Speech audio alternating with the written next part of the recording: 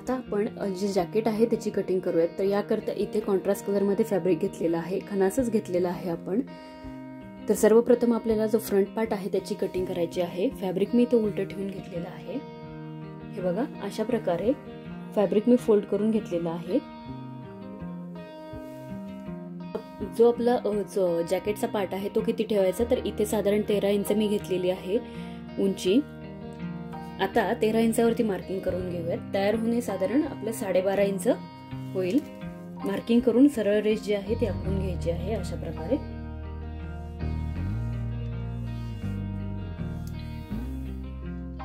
Shoulder साठी वरच्या बाजूला मार्क करून घेऊयात. साधारण मी इथे 5.5 इंचाचे शोल्डर घेत आहे, कारण हा जॅकेटचा पार्ट आहे. 5.5 इंच शोल्डर साठी मार्क केलेला आहे. आणि साधारण आपण इथे मार्किंग करूयात 5 इंचावरती आर्म होल साठी 5 ते 5.25 इंच. आणि सरळ रेष जी आहे ती आखून घ्यायची आहे व्यवस्थित. इथे घ्यायचा आहे चेस्टचा 4th पार्ट. तर चेस्ट आपण जे गाऊन घेतला होता त्यामध्ये 6 इंच घेतलं होतं. तर इथे लुजिंग घेणार आहोत आपण. 6.5 इंच इथे मार्किंग घेणार आहोत, साधारण 6.5 इंच. हे बघा, अशा प्रकारे. खालच्या बाजूनेही आपण हे जॅकेट असल्या कारणाने 6.5 इंचच ठेवणार आहोत. फक्त या सेंटरच्या पार्ट मध्ये आपण 6 इंच फिटिंग ठेवणार आहोत अशा प्रकारे. आता हे पॉइंट्स कनेक्ट करून घेऊयात. अशा प्रकारे ही फिटिंगची मार्किंग झाली. प्लस यामध्ये आपण साधारण 1.5 ते 2 इंचाची मार्जिन घेऊन चालूयात. हे बघा, 2 इंचाची मार्जिन घेतलेली आहे. आता आपण आर्महोलची मार्किंग करून घ्यायची. फ्रंट आर्महोलसाठी 1 इंचावरती आणि बॅक आर्महोलसाठी 1.5 इंचावरती मार्किंग करून घ्यायचं. आणि अशा प्रकारे गोलाकार जो आहे तो देऊन घ्यायचा आहे. हे पहा,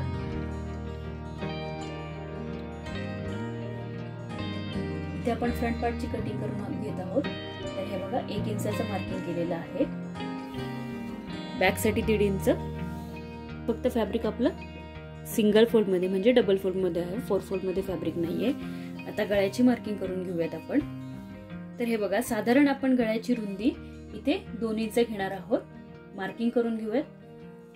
त्यानंतर गळ्याची खोली किती ठेवायची आहे, तर गळ्याची खोली इथे 3.5 इंच घेणार आहोत आपण. तयार होऊन ही 3 इंचाचा आपला जो नेक आहे तयार होईल साधारण. तर हे अशा प्रकारे बॉक्स जो आहे तो ड्रॉ करून घेऊयात. आपण गळ्यासाठी ड्राफ्टिंग करूयात. तर अशा प्रकारचा मी इथे आकार देऊन घेत आहे गळ्याला. हे पहा,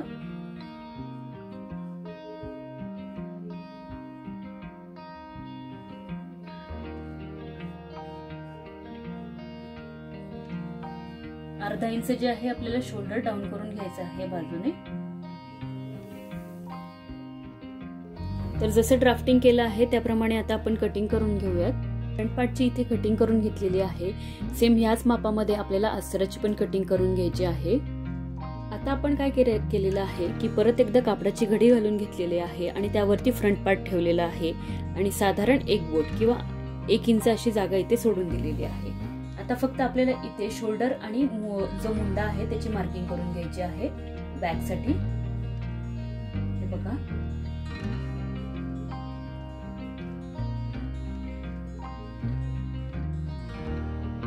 ही मार्किंग आपल्याला एवढी करून घ्यायची आहे फक्त. त्याचबरोबर उंचीची जी मार्किंग आहे त्याच्यासाठी पण आपण इथे रेष जी आहे आखून घेणार आहोत. आता जेवढा अंतर आपलं इथे ह्या शोल्डर मध्ये होतं साधारण 2.25 ते 2.5 इंच, तेवढ्याच अंतरावरती आपल्याला मार्किंग करून घ्यायची आहे.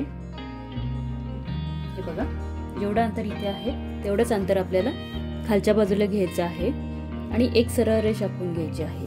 इथून आपण सरळ रेष आखून घेऊया. अशा प्रकारे आपण ड्राफ्टिंग करून घेतलेली आहे. आता आपल्याला साधारण हे बघा, या साईडने अर्धा इंच, या रेषेच्या अर्धा इंच एक्स्ट्रा पार्ट इथून आपल्याला कटिंग करायची आहे. आणि हे बघा, अशा प्रकारे पूर्ण पार्टची कटिंग करून घेऊयात आपण बॅक साठी. अशा प्रकारे आपली मेन फॅब्रिक वरती कटिंग झालेली आहे जॅकेट साठी. आता आपण याची स्टिचिंग करून घेऊया. तर मग आपल्याला जो पुढचा पार्ट आहे तो स्टिच करून घ्यायचा आहे. तर इथे मेन फॅब्रिक मी सरळ ठेवून घेतलेला आहे. ही सरळ बाजू आहे, त्यावरती आपल्याला अस्तर जे आहे ते व्यवस्थित ठेवून घ्यायचं आहे आणि हे पूर्ण आपल्याला पिनने सिक्युअर करून घ्यायचं आहे. अशा प्रकारे फ्रंट पार्टला आपण पिनने सिक्युअर करून घेतलेला आहे. आता आपल्याला काय करायचं आहे, हा जो नेकचा पार्ट आहे तो स्टिच करून घ्यायचा आहे.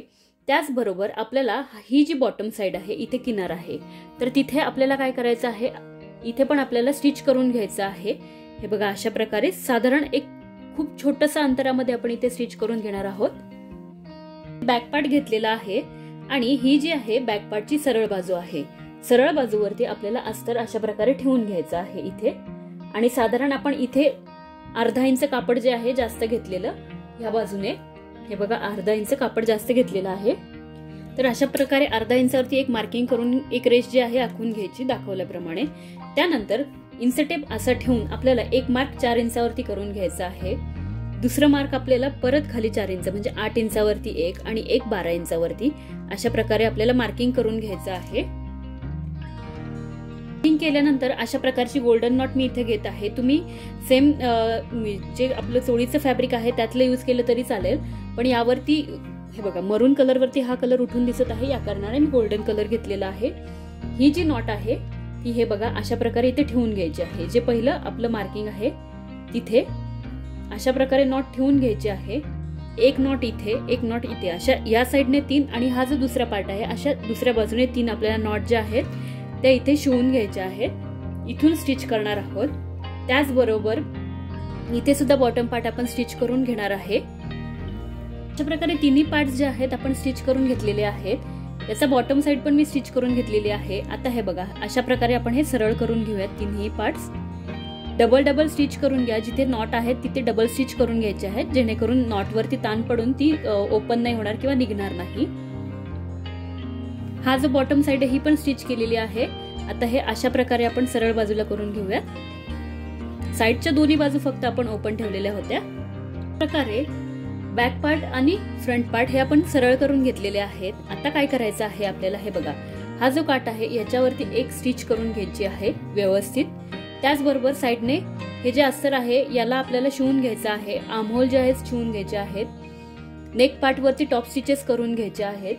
त्याचबरोबर हा जो बॅक पार्ट आहे आपला, बॅक पार्ट पण आपल्याला आर्महोल साइड जे आहे स्टिच करून घ्यायची आहे। ही साइड पण स्टिच करून अस्तर जॉईंट करून घ्यायचं आहे। ह्या बाजूने आपल्याला टॉप स्टिचेस करून घ्यायचे आहे व्यवस्थित दोन्ही पार्ट वरती। आपण जे फ्रंट पार्ट आणि बॅक पार्ट होता त्याच्यावरती टॉप स्टिचेस करून घेतलेले आहेत। आता आपल्याला काय करायचं आहे, दोन्ही मेन फॅब्रिक समोरासमोर ठेवून घ्यायचे आहेत। म्हणजे जो फ्रंट पार्ट आहे त्यावरती बॅक पार्ट अशा प्रकारे ठेवून घ्यायचा आहे, हे पहा।